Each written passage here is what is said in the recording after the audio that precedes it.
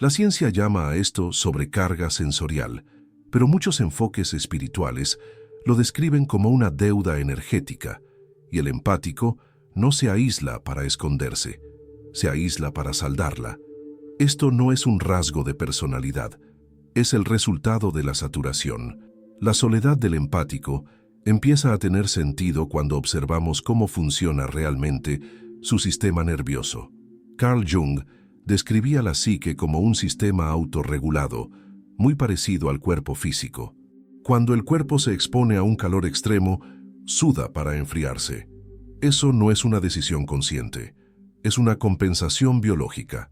De la misma forma, cuando la psique es expuesta durante décadas a una carga emocional excesiva, activa un mecanismo de apagado para evitar el colapso total. La soledad que tú ves es ese mecanismo funcionando. Durante la mayor parte de su vida, esta persona probablemente vivió sin un filtro psicológico. Vivía con las garras psíquicas de su mente completamente abiertas. En una habitación llena de gente, tú escuchas la conversación. El empático siente el subtexto, registra la tensión en una mandíbula, el temblor en una voz, el conflicto no dicho entre dos personas en una esquina. No solo observa esos datos, los metaboliza. Su sistema interno corre un maratón constante e invisible de procesamiento emocional. Jung hablaba de la participation mystique, un estado primitivo de fusión inconsciente con los demás, donde el sujeto no puede distinguir claramente entre sí mismo y el otro.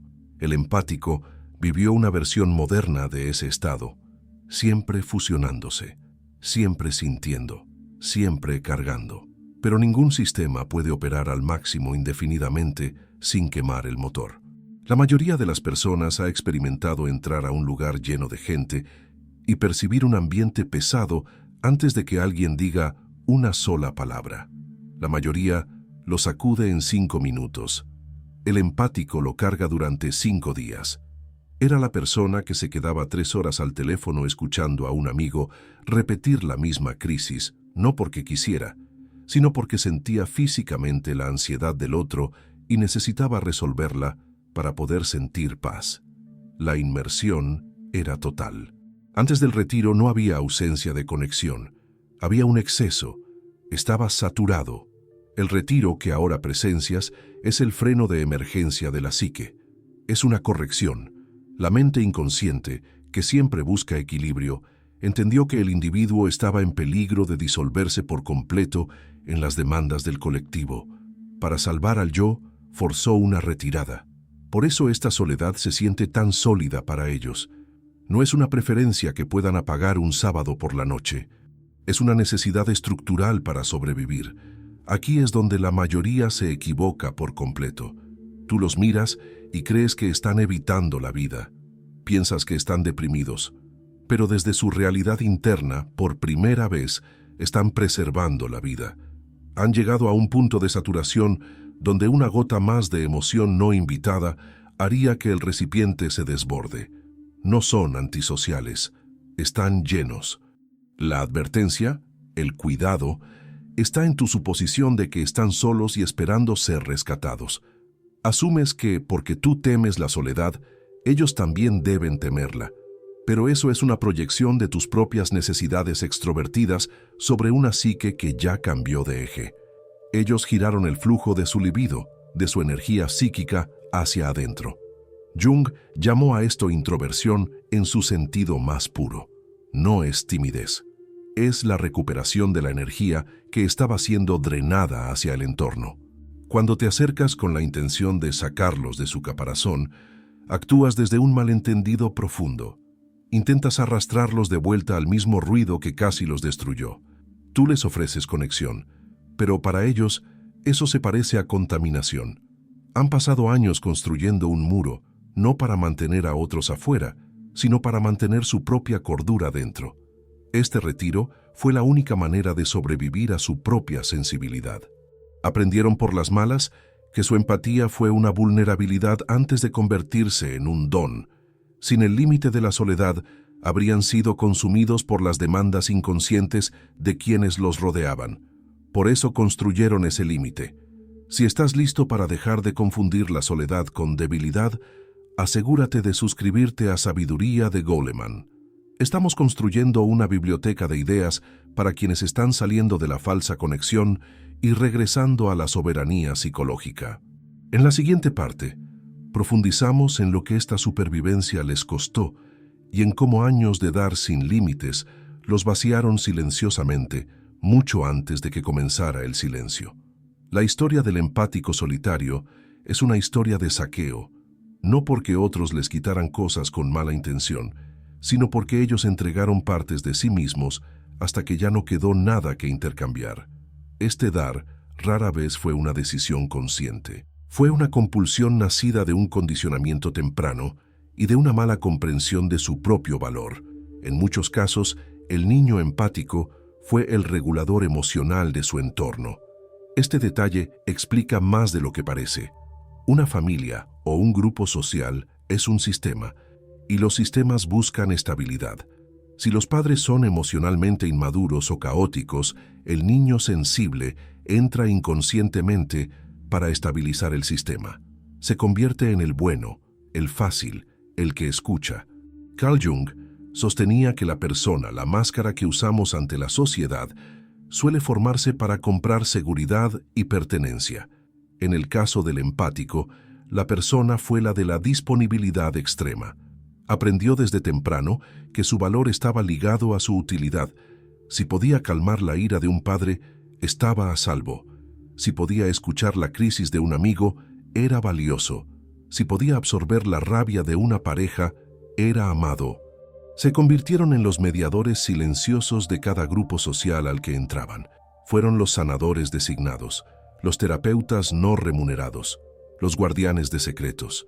Cuando surgía un conflicto en el trabajo, eran a quienes la gente acudía para desahogarse. Cuando una relación del grupo se rompía, eran quienes sostenían a ambos lados. Este rol crea un desequilibrio devastador en la economía psíquica. El empático vierte energía hacia afuera, pero muy poca regresa. Se convierte en un recurso ilimitado para los demás, un pozo del que todos beben pero que nadie repone. Con el paso de las décadas, esto genera un déficit psíquico. Puedes ver este patrón en su comportamiento pasado. Decían que sí a un favor cuando cada célula de su cuerpo quería decir que no, porque la incomodidad del otro se sentía más urgente que su propio cansancio. Permitían que otros descargaran horas de contenido emocional negativo sobre ellos, creyendo que escuchar era un deber moral. ¿Recuerdas esa pesadez física en el pecho cuando sonaba el teléfono? Eso no era solo molestia, era tu sistema nervioso gritando «peligro». Permitieron que sus límites se erosionaran porque creían que los límites eran barreras para el amor. Pero la psique lleva un registro. El inconsciente es un contador estricto. Cada vez que reprimían sus propias necesidades para acomodar a otro, se registraba una deuda. Cada vez que tragaban su enojo para mantener la paz, la presión se acumulaba en la sombra. Entregaron su tiempo, su atención y su fuerza vital, creyendo que eso era ser una buena persona. Eventualmente el banco se queda sin fondos. Llega el día en que el empático despierta y se da cuenta de que está en bancarrota. Ya no tiene paciencia para prestar, ya no tiene empatía para ofrecer. El mecanismo de dar simplemente se rompe. Este suele ser el momento en que desaparecen de los círculos sociales. Las personas a su alrededor se sienten confundidas u ofendidas. Preguntan, ¿qué te pasó? ¿Cambiaste? Antes eras tan buena persona. Se sienten traicionadas porque la utilidad en la que confiaban fue retirada, pero el empático no se volvió contra ellos. Simplemente dejó de funcionar como utilidad. Jung advirtió que cuando nos identificamos demasiado con la persona, perdemos contacto con el yo. El empático solitario es alguien que se vio obligado a quitarse la máscara del ayudador porque se volvió demasiado pesada.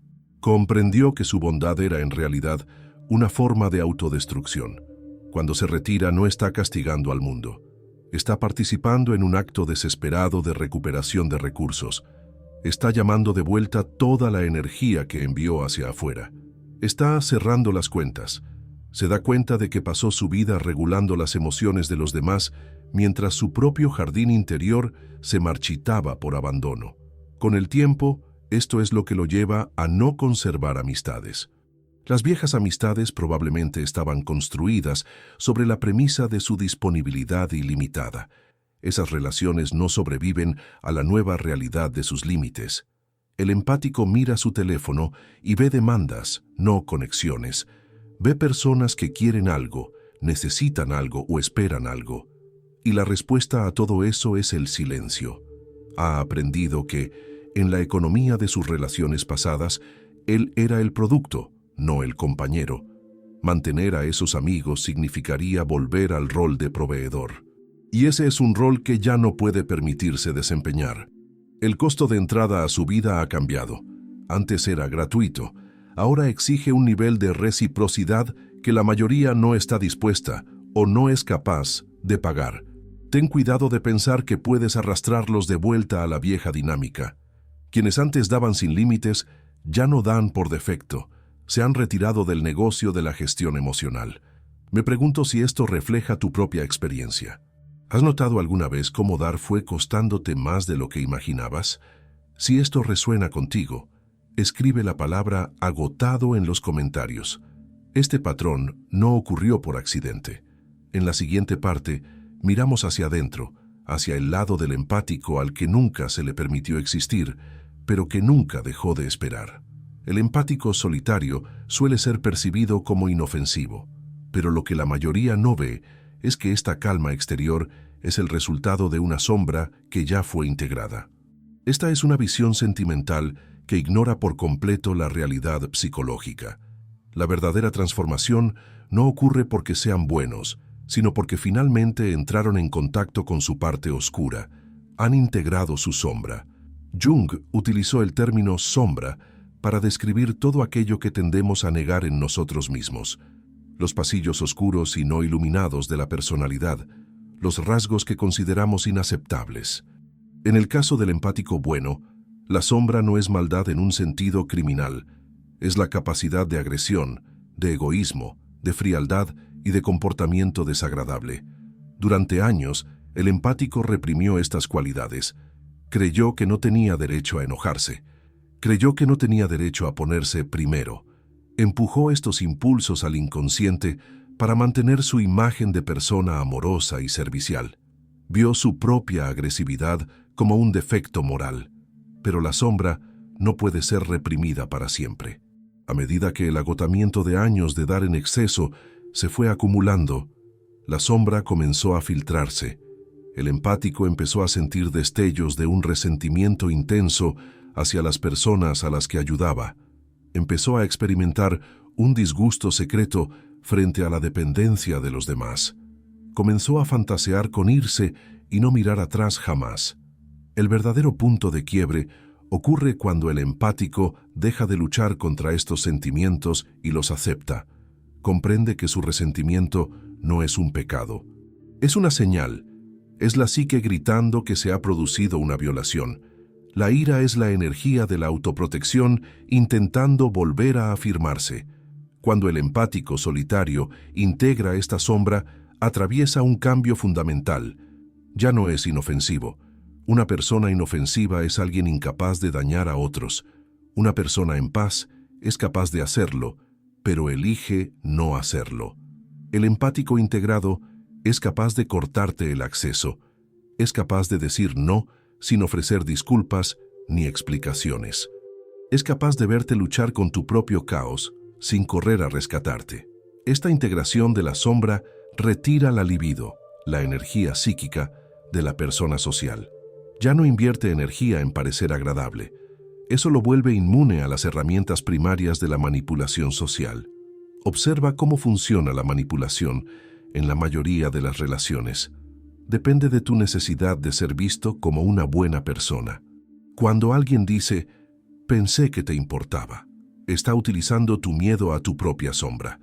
Apuesta a que harás cualquier cosa para evitar ser percibido como egoísta o indiferente.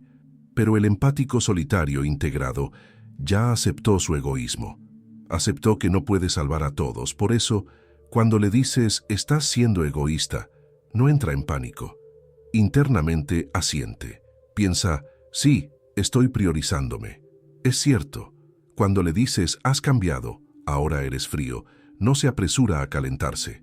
Reconoce esa frialdad como un límite necesario. Esto vuelve inútiles los ganchos emocionales. No puedes avergonzar a alguien que ya aceptó sus propias limitaciones. No puedes culpar a alguien que decidió que su supervivencia es más importante que tu comodidad. Aquí es donde se vuelve peligroso para las personas equivocadas. No porque ataque, sino porque ya no responde. Los manipuladores dependen de la reacción. Los dependientes emocionales dependen del acceso. El empático integrado no ofrece ninguno de los dos. Y cuando alguien no puede acceder a ti, no puede moverte ni provocarte, se ve obligado a enfrentar su propia impotencia. Para quienes estaban acostumbrados a controlar al empático, este cambio es aterrador. Los botones que antes funcionaban, culpa, obligación, halagos, castigo silencioso, ahora están desconectados. Los cables fueron cortados. El empático te mira con una calma imperturbable y puedes sentir que no busca tu aprobación. No teme tu juicio. Jung enseñó que la integración de la sombra es el camino esencial hacia la totalidad. El empático solitario se ha vuelto íntegro al recuperar su capacidad de negarse. Ha recuperado el poder de la palabra no. Eso lo hace formidable. Ya no opera desde la carencia, rogando amor a través de la bondad. Opera desde la soberanía. Sabe que tiene un lado oscuro, un lado que prefiere la soledad, un lado que juzga, un lado que rechaza, y utiliza ese lado oscuro para proteger su luz. Usa su frialdad como escudo para su calidez. No mantiene amistades, porque la mayoría de las amistades le exigirían suprimir la sombra. La mayoría de las personas quiere la versión dócil y complaciente del empático. No quiere la versión con límites. No quiere la versión que dice la verdad, incluso cuando incomoda. El empático lo sabe. Sabe que tener amigos muchas veces implica volver a la jaula de la amabilidad obligatoria y prefiere estar solo en la oscuridad que enjaulado en la luz. En la siguiente parte, dirigiremos la mirada hacia afuera para entender por qué este nuevo estado interno provoca una reacción tan intensa e inquietante en quienes lo rodean y por qué tú puedes sentir emociones perturbadoras cuando estás cerca de él. La presencia de un empático solitario suele describirse como inquietante, intimidante o perturbadora por quienes se cruzan con él. Las personas sienten una incomodidad extraña en su cercanía, la sensación de que algo falta en la interacción. Esa incomodidad no proviene de lo que el empático hace, sino de lo que ya no hace. La mayoría de las interacciones humanas son tratados inconscientes de validación mutua. Cuando dos personas se encuentran, suelen participar en un intercambio oculto. Una proyecta una identidad y la otra la refleja. Tú cuentas un chiste. Yo río para confirmar que eres gracioso. Te quejas de tu trabajo. Yo asiento para validar tu papel de víctima. Expresas una opinión. Yo estoy de acuerdo para demostrar que pertenecemos al mismo grupo. Jung describió esto como una forma de participación inconsciente, donde el ego busca confirmar su existencia a través del otro. Nos usamos mutuamente como espejos. Miramos el rostro de nuestros amigos para ver un reflejo agradable de nosotros mismos. El empático solitario dejó de ser un espejo, retiró su energía de este juego de proyecciones. Cuando estás frente a él, no refleja automáticamente tu autoimagen. No ríe si no le parece gracioso. No ofrece simpatía si percibe que tu sufrimiento es autoinducido. No asiente solo para llenar el silencio. Simplemente observa, escucha, permanece neutral, y esa neutralidad se siente como un ataque para quien es adicto a la validación. Cuando proyectas tu identidad sobre él y no la recoge, la proyección cae al suelo.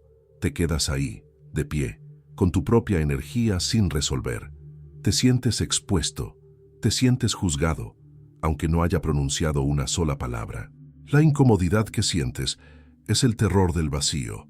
Dependemos de la grasa social de la charla trivial y la cortesía falsa para ocultar la realidad de nuestra separación. El empático solitario se niega a aplicar esa grasa. Permite que la fricción exista. Deja que el silencio se extienda hasta volverse pesado. Para la mayoría de las personas, eso es intolerable. Piensa en una ocasión en la que intentaste conversar con alguien que simplemente te miraba con calma, sin ayudarte a sostener la conversación. Probablemente sentiste un pico de ansiedad. Durante años aprendimos a confundir presencia con ruido, a creer que quien no habla no participa, que quien no se ofrece no importa. Pero después de décadas estudiando la inteligencia emocional, puedo decirlo con claridad. Hay silencios que contienen más poder que cualquier discurso. El empático solitario es uno de ellos. Cuando esta persona entra en una habitación, algo cambia, no porque haga algo especial, sino porque dejó de hacer lo que todos esperan. Ya no regula el ambiente, ya no suaviza tensiones, ya no absorbe emociones ajenas para que otros se sientan cómodos. Y ese vacío desconcierta. La mayoría de las personas no sabe autorregularse emocionalmente. Depende del intercambio constante. Una sonrisa, una afirmación, una reacción. Son pequeños acuerdos inconscientes que mantienen estable la identidad de cada uno. Yo te valido, tú me validas, yo reacciono, tú existes. El empático solitario se retiró de ese acuerdo. No lo rompió con enojo. Simplemente dejó de firmarlo. Su silencio no es pasividad, es contención activa. Es una decisión interna de no intervenir donde antes intervenía por reflejo. Y cuando alguien deja de reaccionar, obliga al otro a enfrentarse consigo mismo. Eso genera incomodidad. A veces, hostilidad. A veces, miedo. No porque el empático esté atacando, sino porque ya no amortigua. Carl Jung decía que aquello que no integramos en nosotros, lo proyectamos en los demás como amenaza. Cuando una persona deja de validar tu narrativa emocional, tu sistema entra en alerta. Sientes que algo está mal aunque no sepas explicar qué. El empático solitario se convierte en una superficie opaca, ya no devuelve imágenes. Y frente a eso, muchas personas sienten que desaparecen. Pero lo que realmente ocurre es otra cosa. Se quedan sin espejo. Durante años el empático funcionó como un regulador externo. Escuchaba, comprendía, justificaba, traducía emociones ajenas. Era el espacio seguro de todos. Y ahora, al retirarse, deja expuesto cuánto dependían los demás de ese rol. Por eso su silencio pesa. No es un silencio vacío, es un silencio lleno de límites. Cuando no te explica, no te tranquiliza, no te rescata, no te refleja, te obliga a sostener tu propia experiencia emocional. Y eso es algo que la mayoría no sabe hacer. He visto esto una y otra vez. Personas que interpretan esa neutralidad como frialdad, arrogancia o desprecio. Pero desde dentro lo que ocurre es muy distinto. El empático no se cerró al mundo, se cerró a la sobrecarga. Dejó de vivir con el sistema nervioso en estado de emergencia constante. Y aquí aparece un punto clave. La calma que ahora irradia no es inocencia. Es el resultado de haber atravesado el caos y haber salido con límites intactos. No es desconexión, es regulación interna. Por eso su presencia resulta tan intensa, no porque exija atención, sino porque ya no la necesita. Y cuando alguien no necesita tu validación, tu aprobación o tu reacción, te enfrenta con una pregunta incómoda. ¿Qué parte de ti solo existe cuando otros la confirman? El empático solitario no responde a esa pregunta, la deja flotando en el aire. Y ese es el comienzo del verdadero impacto. Hay un momento específico en la evolución del empático solitario que suele pasar desapercibido desde fuera, pero que marca un antes y un después por dentro. Es el instante en que deja de preguntarse, ¿qué necesitan de mí? Y empieza a preguntarse, ¿qué necesito yo para mantenerme íntegro? Ese cambio parece pequeño, pero lo cambia todo. Durante años, el empático vivió orientado hacia afuera. Su atención estaba constantemente escaneando el entorno emocional. ¿Quién está incómodo? ¿Quién necesita apoyo? ¿Quién se siente excluido? ¿Quién está a punto de desbordarse? Esa hipervigilancia no era altruismo puro, era supervivencia aprendida. Un sistema nervioso sensible aprende rápido que anticipar el caos reduce el daño, pero llega un punto en el que anticiparlo ya no alcanza. El cuerpo empieza a pasar factura. La mente se fatiga, la emoción se satura y algo interno se reorganiza sin pedir permiso. He visto este patrón repetirse en personas con alta empatía emocional. La retirada no comienza como una decisión consciente, sino como una respuesta fisiológica. El sistema simplemente ya no puede sostener más estimulación interpersonal, menos llamadas, menos respuestas, menos explicaciones, y por primera vez, eso trae alivio. Aquí aparece una confusión frecuente. Muchos creen que el empático se vuelve frío, pero lo que en realidad ocurre es que deja de sobreextender su calidez. Empieza a reservarla, a dosificarla, a dirigirla con intención. Eso es madurez emocional. Una persona verdaderamente regulada no necesita demostrar bondad a cada momento. No necesita confirmar su identidad a través del sacrificio. No necesita ser necesaria. El empático solitario empieza a comprender algo incómodo pero liberador. Gran parte de sus relaciones no estaban basadas en conexión genuina, sino en acceso emocional irrestricto. Y cuando ese acceso se cierra, muchas relaciones colapsan. No porque falte amor, sino porque sobraba dependencia. Carl Jung advertía que cuando la persona, la máscara social, se vuelve demasiado dominante, el yo auténtico se empobrece. El empático solitario se vio obligado a desmontar esa máscara porque ya no podía cargarla sin perderse. Y al hacerlo, recuperó algo esencial: la capacidad de elegir. Elegir cuándo estar, elegir con quién estar, elegir cuánto dar. Eso cambia su energía por completo. Ya no responde desde la urgencia, responde desde la claridad. Ya no se explica para evitar conflictos. Tolera la incomodidad. Ya no corre a salvar. Observa. Y esa pausa, esa distancia interna, es percibida por los demás como algo inquietante, porque rompe un patrón muy antiguo, el de la regulación emocional delegada. Cuando alguien ya no absorbe tu ansiedad, tu enojo o tu frustración, te obliga a quedarte con ellos. Y eso no siempre es bienvenido. Por eso muchos intentan provocar una reacción, un comentario punzante, una acusación, un reproche emocional. Buscan el viejo reflejo.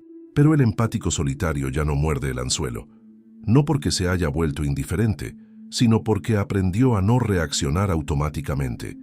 Y eso lo vuelve difícil de manipular. La manipulación emocional necesita 3 cosas: culpa, urgencia y acceso. El empático integrado retiró las 3. Aceptó que no puede salvar a todos. Aceptó que decir no lo convierte en una mala persona. Aceptó que su estabilidad no es negociable. Ese es el punto donde deja de ser vulnerable. No se endurece. Se vuelve firme. Y la firmeza, a diferencia de la dureza, no necesita imponerse. Simplemente se sostiene. Desde fuera, esto se ve como distancia. Desde dentro, se siente como coherencia. El empático solitario ya no vive fragmentado entre lo que siente y lo que muestra. Sus actos empiezan a alinearse con su realidad interna. Y cuando eso ocurre, algo muy poderoso emerge: autoridad emocional. No autoridad sobre otros, autoridad sobre sí mismo.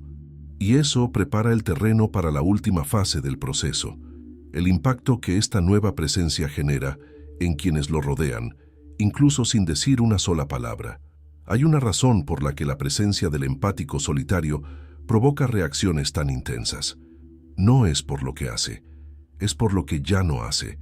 La mayoría de las interacciones humanas funcionan como acuerdos implícitos de validación mutua.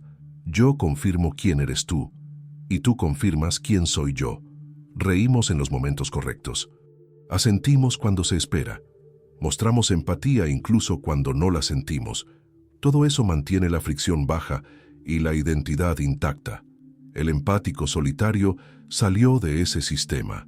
Ya no valida por reflejo, ya no reacciona para sostener al otro, ya no suaviza el silencio. Y cuando alguien no cumple su parte en ese intercambio invisible, el acuerdo se rompe.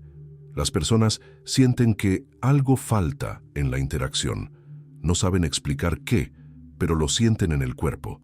Aparece una incomodidad sutil, una inquietud, a veces incluso una sensación de ser juzgados. Pero el empático no está juzgando, está presente sin intervenir.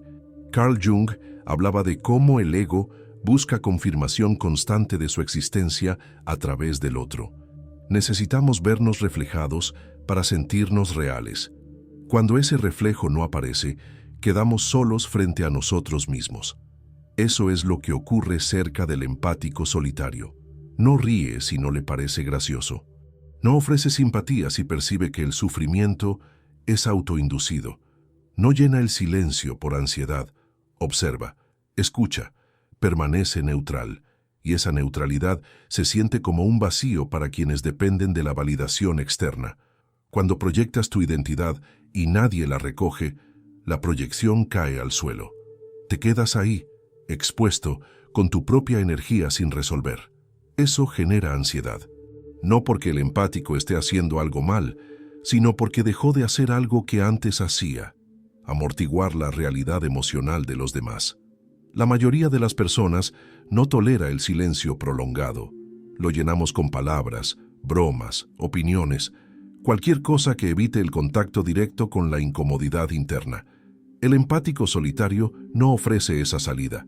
Permite que la fricción exista, permite que el silencio se extienda, permite que cada uno se encuentre consigo mismo. Para muchos eso es intolerable, pero aquí está la clave final.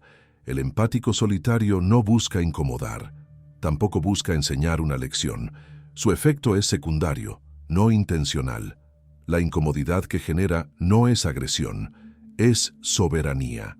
Ya no necesita ser comprendido, ya no necesita ser aprobado, ya no necesita ser querido a costa de sí mismo. Eso no lo vuelve superior, lo vuelve íntegro. Ha aprendido a habitar su propio espacio emocional sin invadir ni dejarse invadir. Ha entendido que la verdadera empatía no consiste en absorberlo todo, sino en respetar los límites del sistema nervioso. Su soledad no es rechazo al mundo, es fidelidad a sí mismo. Y no todos pueden acompañarlo ahí. Algunas personas solo saben relacionarse desde la necesidad, la fusión o la dependencia emocional. Para ellas, alguien que no responde como antes se vuelve amenazante, no porque ataque, sino porque ya no está disponible. El empático solitario acepta esa pérdida. Entiende que muchas relaciones estaban construidas sobre su disponibilidad ilimitada, no sobre reciprocidad real, y prefiere estar solo que volver a un rol que lo vacía. Eso es madurez emocional, no aislamiento por miedo, sino retiro por conciencia.